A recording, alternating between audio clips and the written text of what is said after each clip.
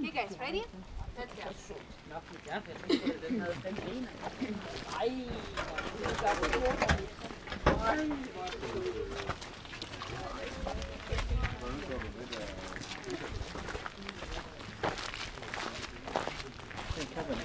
Yeah.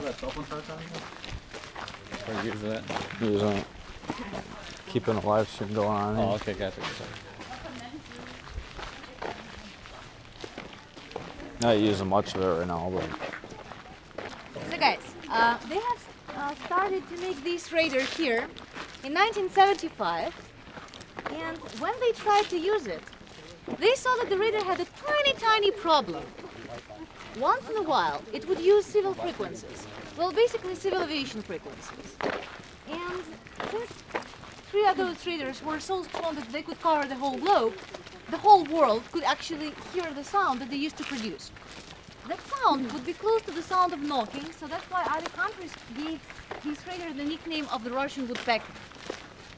It's also known as the secret eye of Moscow, but the main nickname is the Russian woodpecker. And other countries started to send official complaints to the Soviet Union saying, like, come on guys, according to the international legislation, we're not allowed to use any civil frequencies for the military purposes. That's why we call them the civil ones, right?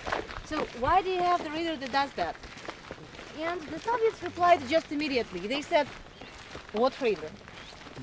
We don't have any. But you know, in the end of 70s, other countries already, and early 80s, other countries already had satellites. And that's not so complicated to find this thing by the radar. First of all, it's huge, and then in approximately 1.5 kilometers to the left, there was the additional technical center called Circle. That was just a building of 1 floor, surrounded by 2 circles of antennas, probably like 5 meters high. They were checking what frequencies should this radar use. But you know, it's not so complicated to see 2 perfect circles in the woods. So anyway, other countries started to send pictures made by their satellites to the Soviets, saying, this non-existent radar, that's what we're talking about. And the Soviets were like, oh, oops, this one, we forgot about it. But this is not the radar, you know, this is the weather forecast system. We don't use any civil frequencies. And then they were like, let's fix the problem. Also, there was one more problem with those radars. You see, when they tested the very first one, to see whether it works, they have sent the signal through the tropics. Here. When they received it back, they saw that it was pretty accurate and clear and so on, and they made second and third radars. But somehow they didn't think of the fact that second and third radars had to send the signal not through the tropics, but through the pole. And when they tried to receive that signal, they saw that during the day they could barely see the signal. At nighttime it was a little bit better, but still not very accurate. So also they had to retune that thing. So at the moment of the accident, this radar was still in the process of retuning and going through the procedure of the governmental re-examination. That's the procedure that takes more than half a year, and only after that you can put the radar on the so-called combat duty. So this radar was never actually used. I mean, completely used. Partly they did, but not completely. At the moment of the accident, since that was the secret army base, all those officers knew what happened. And also they knew about radiation. And they realized that that's a huge metal construction. It requires to have a very strong ventilation system that just takes all the radioactive particles from the outside of the buildings inside. So that's why, on the day of the accident at 11 a.m., and just to remind you that the accident happened at 1:23 a.m., in Chernobyl too, they have stopped the ventilation system. Basically it means that they stopped the whole radar because you cannot operate it without the coolant. Sorry. And I wish I could tell you that, you know, they decided to stop the ventilation system because they cared for people so much. But no, that's the Soviet Union. The thing is that, as you already know, radiation burns electronics. So they were concerned that radiation could burn their precious computers. And that's why they stopped the ventilation. On the next day, on the 27th of April, everyone was evacuated from here. So they just took main equipment and documents with them. For the next year, as I have mentioned this morning, soldiers have been trying to decontaminate this radar, washing away radiation, scrubbing away the top layer and so on. And Then, since they had no luck with that, in 1987 they came back, picked up all the remaining documents, all the furniture, all the equipment, transferred all those things to the radar station in Siberia, closed that place, left some soldiers on guard, and left. And although visits to the exclusion zone were opened approximately 10, 11, 12 years ago, I say approximately because back then you had to have the idea of the journalist or of the scientist and so on, so it was like more or less complicated. This place was opened 3.5 years ago. Right now, by the way, we're going to pass very interesting sign. It says, "Stop, it's prohibited to go, that's a dangerous zone." There's going to be one more. When you see that, just follow it. What's the deal with those? You see, unfortunately, according to the law of Ukraine, this place, as the whole exclusion zone, is not being recognized as any historical heritage. So, actually, no one maintains that, but no one dismantles it because it's very expensive. All the other radars of that type were just crushed and cut down for metal. You cannot do that here because all the radioactive dust from the soil would be in the air. So here you have to use cranes and helicopters, that's very expensive. So what you can do, if you want to, guys, do you have enough cash with you? You can buy it actually. According to the government of Ukraine, everyone who wants to can buy that radar. How much? I'm not sure, a lot. The main cost is not to buy it, the main cost is to dismantle it, because that's very expensive. But then, when you sell this metal, you're going to become rich, because that's very good metal. But according to the law of Ukraine, you have to give back to the government almost 90% of all the money. So because That should be the Russian woodpecker then. Yep. no one maintains it, and then at the moment we're trying to... You can climb up it, but it's highly illegal. Yeah, that's the tower, the control room right there. Writing all the papers last summer, only this spring we got to the first stage, because what you have to do, first of all, you have to pass the commission of Ukrainian Office of UNESCO. You have to prove that this location really should be included. Like you have to report, explain, like make a huge presentation. So on the 26th of April this year, by the way, the date of the accident, we actually went through that commission. And now they're going to send it to the International Office of UNESCO, but it takes a couple of years more. So hopefully we're going to be able to make it. At the moment, no one does anything about that place, and they already started to cut down the metal illegally a couple of years ago. So last September, one of our guides was here with his group, and they saw trucks full of metal. I mean, that white metal, it's very recognizable, live in the area. So they stopped the drivers, and he said, like, "What are you doing? Like, why do you do that?" And the drivers said, like, back off, we already received all the permission, we don't give a damn, so just...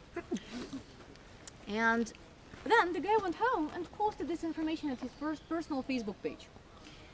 The problem is that he has a lot of journalists among his Facebook friends. So they started calling to the administration asking, like, what's going on? And one of the local authorities actually tried to fire our colleague because he said, like, it's inappropriate, he's not allowed to post this information. We didn't give him the permission to do that. And then all of our company became mad because we said, like, why? Hold on, that's his personal page, and then isn't that the truth? And in a couple of days, those signs appeared. Like, I've been here the day before, and on the next day we had that signs. But guys, we're here legally. The thing is that, as I have mentioned in Chernobyl, they have a lot of administrations on different levels. So, like, the administration in charge of the object radar station Duga 1 put the sign that says it's prohibited to go, officially because they care for us, because they're afraid that something is going to fall down on our heads. Of course, just because they don't want us to take pictures of those trucks with metal. But the administration in charge of the touristic visits to the exclusion zone in general says that it's safe and you can go there. Since they're like more important, that's why we're here legally. So it's not those like we're running through some restricted areas. So let's come closer. I told you that it's going to be perfect from the geometrical point of view. Right now you're going to see what did I mean.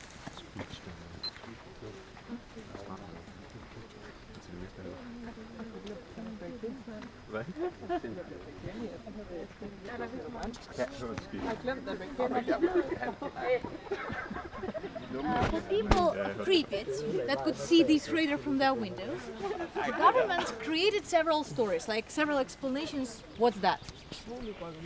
So the first one is that's the kids' summer camp. But you know, obviously it doesn't look exactly like the roller coaster. So if you don't believe into that story, the second story says that this is the TV antenna. But the Soviet Union had one TV channel, and it doesn't look like TV antenna at all.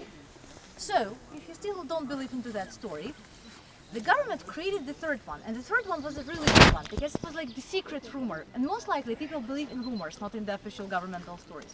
But that was the rumor created by the government. It was saying that this is the long-distance connection base. Sounds like it explains you everything, but actually it doesn't explain you anything at all. Like, what long-distance connection? Connection between what? What kind of base? What does it do? But most of the people, when they have heard that, they thought, oh yeah, okay, I got it, yeah, okay. It explains why it's restricted area, why do we have some soldiers, some antennas. It sounds boring. I'm not going to show that I'm stupid, I don't understand something. So yeah, long-distance connection, okay. Of course, if you still did not believe the story, they still had all the jails of Siberia for you open, like an ass. In case if you managed to come back, probably you had to explain to everyone that roller coasters look exactly like that. So let me show you the perfect geometry of that place. By the way, you know, I'm always stunned by the idea that we have to invent the whole thing from the very beginning before. And when they have to find an engineer. As for me, just a drill perfectionist. So when they had to find an engineer to work here, that person had to study here by the radar for 4 months just to know how to operate this radar, because especially since public radio stations did not exist before. Well, because stations like that did not exist before. So you know, they had to invent the whole thing, like to make sure that it's not being hit by the lightning, that you know it transfers all the information to the command post fast enough, and so on. And by the way, if they wouldn't try to scrub away the top layer of the metal, those pillars would not be rusty. So basically, although they do not maintain this radar, it's in the almost perfect condition. So information would be collected by those white cornices, and then inside of those rusty pillars, inside here, there were cables. Then they have to go onto the ground and through that building. That's not the wall. That's the building that starts from the very beginning of the radar and goes to the very end. The only purpose of that building was just to carry the cables. So inside of that building, those cables would be taken to the command post, where the huge computers, and you know that was the time when you needed to have buildings to the computers. They, you know, our cell phones work much faster than the secret governmental computers back then. But those computers would process this data and just, you know, to see what's going on. That's one plaza, because from the side we can see both traders. That's the biggest one. It's 140 feet to the side. There's going to be one more, a little bit further. They make 700 feet here. And from the side it seems like, you know, someone made a lot of copy-paste jobs. Yes, like, you know, maybe that. Of course, guys, this place had a lot of storage about that, because a lot of people just did not understand what it is. So one of the most popular stories was saying that this is the mind control system. It burns your brains. Just look at me. Yeah, it does. The second story was saying that was the weather control system, saying like those Soviets decided to destroy us not by bombs but by waves and volcanoes and so on. By the way, this is the elevator. They had several ones, and you see they're moving on 2 fixed rails, because if you use the normal elevator, just, you know, hanging on the wire, when it's windy, somewhere in the middle it could start swinging. So that's why you have just 2 fixed rails and the elevator that goes to the top. Well, actually not to the very top, because last 2 levels you have to climb using the ladder. That's the ladder. And also that elevator would not make a stop somewhere in between. So you either go to the top or you just climb.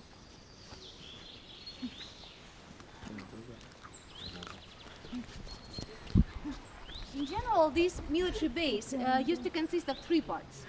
This radar, like the main part, and then that additional technical sentry circle, checking what frequencies this radar should be using. And approximately 3 kilometers that way, there was also the missile base. Not the missile base, it was just basically the garage, in like concrete garage in the ground.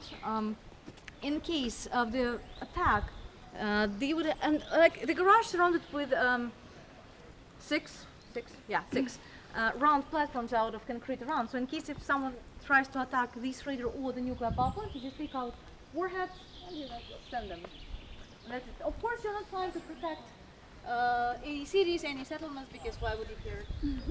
Just military things.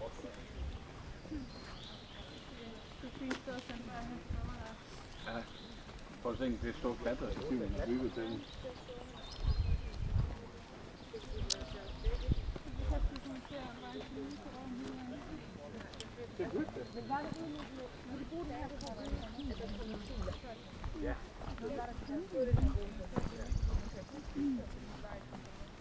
So you see from the right, like the dark part, that same red, it looks exactly like that.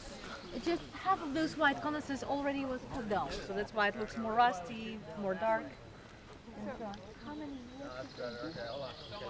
They did not completely use it, but they started to build it in 1975, and then it was not like, you know, you finished the research and then you build something. Basically, back then what they were doing, they were just building part of the radar, making some new research, building part of the radar, making some new research, and so on. But in here, in this radar is starting from 1975, basically. And that's a shame that, you know, they're trying to cut this metal, not because it's contaminated, it's not, but that's the only place where you can get that close to the radar of that type, to the military base, to the story generally, because in most of the cases when people read Cold War, it doesn't like mean anything to them. And when you come so close, you know, you're starting thinking, okay, it's so big, what did it do? Did we really get that close, and so on. Like, you know, after the collapse of the Soviet Union, Ukraine received as the heritage from the Soviet period 1/3 part of all the nuclear weapons of the Soviet Union. And then in and that's a huge amount, as you can probably imagine. So in 1994, we have signed Budapest Agreement, saying that we would get rid of all those. And then we started to destroy all those rocket units. And then officers of one of those in the center of Ukraine went to the government and said, like, why don't we keep our place as the museum? And actually they received the permission. Of course, they got rid of the nuclear stuff and of the missiles, but kept the place. So if you go there today, you can meet one of the 11 guides that they have, and all the guides are the official, the original officers that used to work there. So they really know what they're saying. They have different missiles, including famous SS-18, the Saturn one.